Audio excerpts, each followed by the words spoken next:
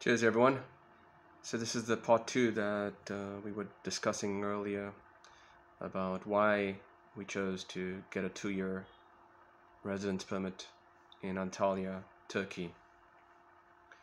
So in this topic, I wanted to just choose some random thing, which is why did we leave United States to seek out a new land in Turkey? So I'll give you the pluses and the minuses, or the pros and the cons, if you want to say that. But before we do that, please hit the like button, the notification button, and the subscribe button. So this way you'll get all the latest information as we upload it.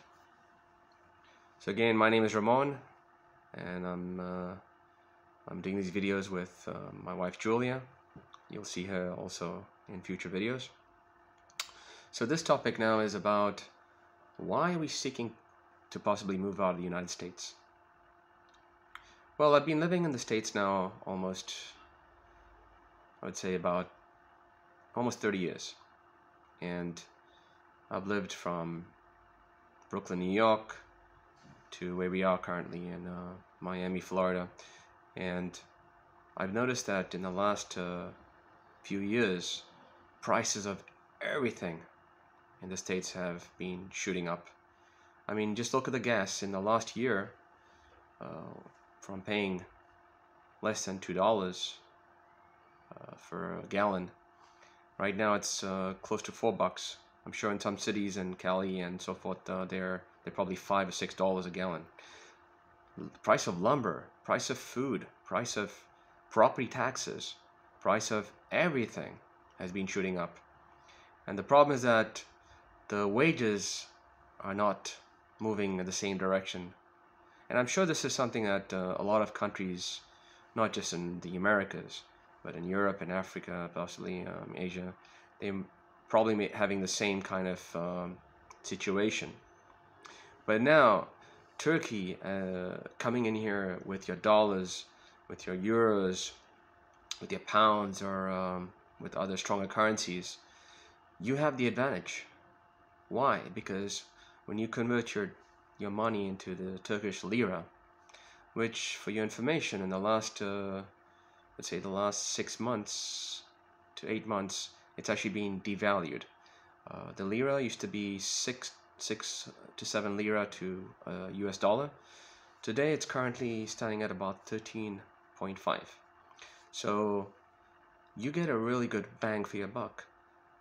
It's sad, but unfortunately for the locals in Turkey, they have not had the same benefits that we're going to be, we're having, because their pay has only risen maybe 20% versus the 100% inflation. So I feel sad for them. But again, if we're talking about tourism right now and expats, so what was unaffordable in the US or in Europe is now affordable here in Turkey. So I wanted to cover a couple of topics. The first topic we're going to talk about is rents for a house, because that's going to be one of the things that you will need to secure. You'll have to get a contract or a lease from a landlord for whatever duration you're looking to. Normally it's per year. So depending on the location, maybe the proximity to the beach, proximity to the city center, you could pay, if you're further away, from $200, $250 a month up to $1,200. But again, if we're talking about something that's right there, your balcony is facing the ocean. Well, actually in the Turkey, it's not the ocean, it's the Mediterranean Sea, especially where we are in Antalya. But that's an amazing view. You wake up in the morning, you go on your balcony, have a cup of coffee or a tea, and you could find a place realistically, as low as $800 a month for like a two. They call them like a 2-bedroom. In Turkey, they have a different system here. They call it 2+1. The one is with a living room. You can get a 3+1, or if you're a couple, 1+1 is perfectly fine, which is the 1 bedroom, and you have a living room with your kitchen and your bathroom. but you have a beautiful view. You have fresh air coming from the sea, and it's just grand life, paying a fraction of what you would pay in the United States. Like we were looking actually sometime last year, like around November. I tried to get a place. If people know about Miami, there's a section over there called Hollandale Beach, and I was looking for an apartment over there, right facing the ocean, and there was nothing cheap. I mean, everything was like 4 or 5 grand a month, the cheapest. So I, you know, most people can't afford this. So this is one of the big reasons to move down here is your cost of rent. Cost of food is nothing. Like we were paying 300 plus a week on groceries, and especially now if you look at the market, the prices of meat in the States, it's ridiculous. I think very soon we're all going to turn to vegetarians because the price of meat is gonna be so out of reach for most of us, and even then, I'm sure vegetables are not cheap either. So I don't know. Maybe we'll start eating ramen noodles. Just something to think about. But second thing that was really lacking, or very costly in the United States was having a maid come over to clean up your place. I mean, a lot of us work, come back home and, who wants to do laundry? Who wants to do the cleanup and so forth, after busting our butts at work and, or whatever it is we're doing to try to earn an income.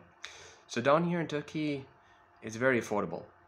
You can get someone to come in and pay them 200 to 300 lira, which is about anywhere from $15 to $25 for cleaning up your whole house. Like, that is unfound in the States. You will find nobody to do that. I mean, the cheapest I've found, and we've been living there for almost 15 years in Florida, and another 15 years in New York.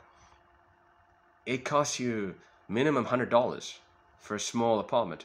So when you get a house, we're talking about $200 to clean up your place. So this is something that you could pay somebody to come here every week, or maybe twice a week, and you'll spend maybe $150 the whole month just to get your place cleaned. And you can even hire somebody to do cooking for you if for like maybe $300, $350 a month. So these are things to consider.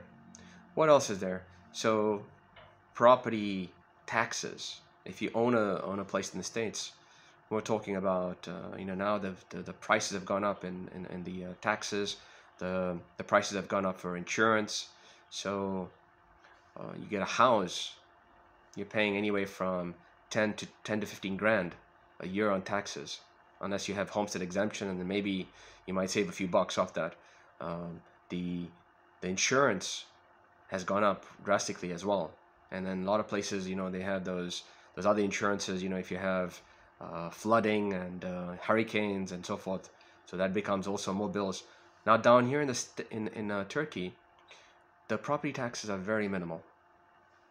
If that could be another option, there is something where if you want to get a second passport in Turkey, you could get a property that's 250,000 or more, or a couple of properties that add up to 250,000 or more, and within a year you can apply for a passport if you so seek that in Turkey. So immigration down here is very simple. It's very easy, and with all these prices that are so affordable, it's really a no-brainer to choose Antalya as a destination to start a new life. There's also, we rented a car. I had went to different places, rental companies and so forth, and you can bargain. They tell you one price, you negotiate. So everything in Turkey is negotiable. Now On the minus side, if you want to say a con of Turkey, the only thing that I would recommend is go to school or try to learn the Turkish language, which is what we're doing right now. We're trying to. Once you get your Ikamet or your residence permit, I will be giving well, showing another video in the upcoming series, and I'll explain to you a free school, a government school that you could attend to get free lessons to learn Turkish. So come on, there's so much here if you just open your eyes and ears, make friends. There's a lot of expats in Turkey, especially here in Antalya.